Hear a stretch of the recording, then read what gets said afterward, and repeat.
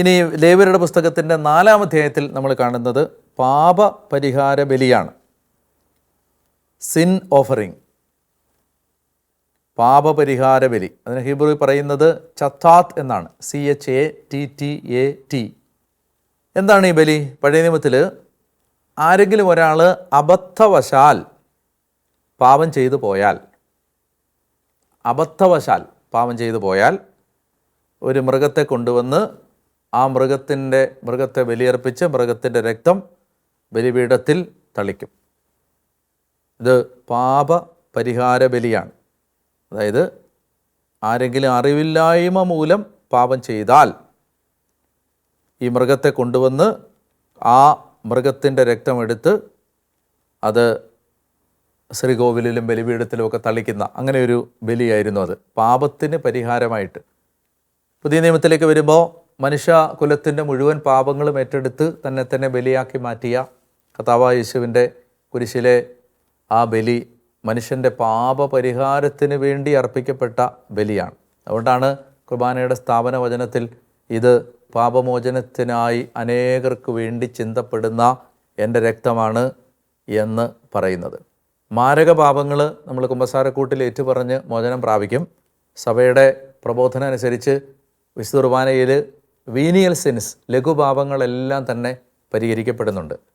ഞങ്ങളുടെ മലങ്കര കുർബാനയിൽ ഈ വിശ്വാസ പ്രമാണത്തിന് മുമ്പ് ഒരു അബ്സല്യൂഷൻ പ്രാർത്ഥനയുണ്ട്. എന്ന് പറഞ്ഞാൽ ഒരു പാപമോചന പ്രാർത്ഥന തന്നെയുണ്ട്. അതിൻ്റെ അവസാനം എങ്ങനെയാണ്? ദൈവത്തിൽ നിന്ന് കടങ്ങൾക്ക് പരിഹാരവും പാപങ്ങൾക്ക് മോചനവും 2 ലോകങ്ങളിൽ എന്നേക്കും ഉണ്ടാവട്ടെ എന്ന് പറഞ്ഞ് കുമ്പസാരക്കൂട്ടിലെ അതേ അബ്സല്യൂഷൻ തന്നെയാണ് കുർബാനയിലും ലഭിക്കുന്നത്. അതൊരു പാപപരിഹാര ബലിയാണ്. ഇനി അവസാനത്തേത് പ്രായശ്ചിത്ത ബലിയാണ്.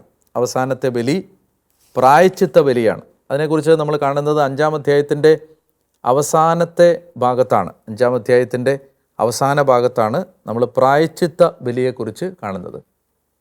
ഗിൽറ്റ് ഓഫറിങ് എന്നാണ് അതിനെ വിളിക്കുന്നത് ഇംഗ്ലീഷിൽ. Guilt offering. ഹീബ്രുവിൽ അതിനെ ആഷാം എന്നാണ്, ASHAM. പഴയ നിയമത്തിൽ ഇത് പാപപരിഹാര ബലിക്ക് തുല്യമാണ്. എന്നാൽ ഈ ബലി, അതിൻ്റെ വ്യത്യാസം എന്താണെന്ന് ചോദിച്ചാൽ, ഇത് നഷ്ടപരിഹാരം ആവശ്യമായിരിക്കുന്ന ചില കുറ്റങ്ങളുണ്ട്. ഉദാഹരണത്തിന് ആരുടെയെങ്കിലും വസ്തു മോഷ്ടിച്ചെടുത്താൽ അതിന് നഷ്ടപരിഹാരം കൊടുക്കണം. ആരെങ്കിലും വഞ്ചിച്ചാൽ അതിന് നഷ്ടപരിഹാരം കൊടുക്കണം. അങ്ങനെ നഷ്ടപരിഹാരം കൊടുക്കണമെന്ന് ബാധ്യതയുള്ള പാപങ്ങൾക്ക് പരിഹാരമായിട്ട് അർപ്പിക്കപ്പെടുന്ന ബലിയാണ് പ്രായശ്ചിത്ത ബലി. കുറ്റം ചെയ്തയാൾ നഷ്ടപരിഹാരവും പിഴയും കൊടുത്തതിന് ശേഷം ഈ മൃഗത്തെ പ്രായശ്ചിത്തമായിട്ട് അർപ്പിക്കണം. എന്ന് പറഞ്ഞാൽ നമ്മൾ ഏത് പാപം ചെയ്യുമ്പോഴും നമുക്ക് അത് മനുഷ്യരോട് ചെയ്യുന്നൊരു ദ്രോഹമുണ്ട്, ദൈവത്തോട് ചെയ്യുന്നൊരു ദ്രോഹമുണ്ട്. 2 തലമുണ്ടല്ലോ പാപത്തിന്. അപ്പം അങ്ങനെ വരുമ്പോൾ ഒരാൾ പാപം ചെയ്താൽ ഈ പാപം ആരോടാണ് ചെയ്തത് അയാൾക്ക് നഷ്ടപരിഹാരം കൊടുക്കണം, പിഴ കൊടുക്കണം. എന്നിട്ട് കർത്താവിനോട് പ്രായശ്ചിത്തം അപേക്ഷിച്ച് ഈ പ്രായശ്ചിത്ത ബലി അർപ്പിക്കണം. മനുഷ്യൻ്റെ പാപം ദൈവത്തിന് അനന്തമായ നീതിക്ക് വരുത്തിയ കടം വീട്ടാൻ ഒരു മനുഷ്യന് സാധിക്കില്ല എന്ന് നമ്മൾ സങ്കീർത്തനത്തിൽ വായിക്കുന്നുണ്ടല്ലോ. എത്രയായാലും അത് തികയില്ല, മനുഷ്യന് തൻ്റെ കടം വീട്ടാൻ കഴിയില്ല. അപ്പോൾ അതുകൊണ്ട് ക്രിസ്തു ഒരു പ്രായശ്ചിത്തമായി, നമ്മുടെ എല്ലാ പാപത്തിനുമുള്ള പ്രായശ്ചിത്തമായി തന്നെ കുരിശിൽ അർപ്പിച്ചു.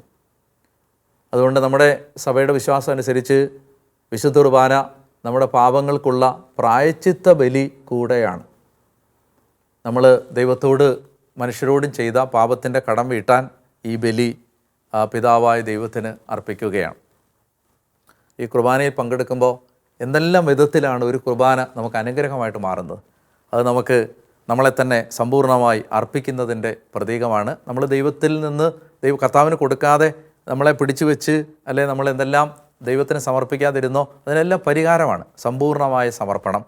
പിന്നെ രണ്ടാമതായിട്ട് നമ്മൾ കാണേണ്ടത് ഈ കുർബാന എന്ന് പറയുന്നത് ഒരു ദൈവം നമ്മളെ പരിപാലിക്കുന്നതിന് നമ്മൾ കർത്താവിന് നന്ദി പറഞ്ഞുകൊണ്ട് അർപ്പിക്കുന്ന ഒരു ധാന്യബലിയാണ്. പിന്നെ അതൊരു അനുരഞ്ജനത്തിൻ്റെയും സമാധാനത്തിൻ്റെയും ബലിയാണ്, സ്തോത്ര ബലിയാണ്, കൃതജ്ഞതാ ബലിയാണ്, അത് പാപപരിഹാര ബലിയാണ്, അത് പ്രായശ്ചിത്ത ബലിയാണ്. ഏതെല്ലാം തലങ്ങളിലാണ് വിശുദ്ധ കുർബാന യഥാർത്ഥത്തിൽ നമുക്ക് ഒരു അനുഗ്രഹമായിട്ട് മാറുന്നത്. അതുകൊണ്ട് നമുക്ക് ഇന്നത്തെ ദിവസം നമ്മൾ ഈ ചിന്തകൾ മനസ്സിൽ വെച്ചുകൊണ്ട് മുന്നോട്ട് പോകാം.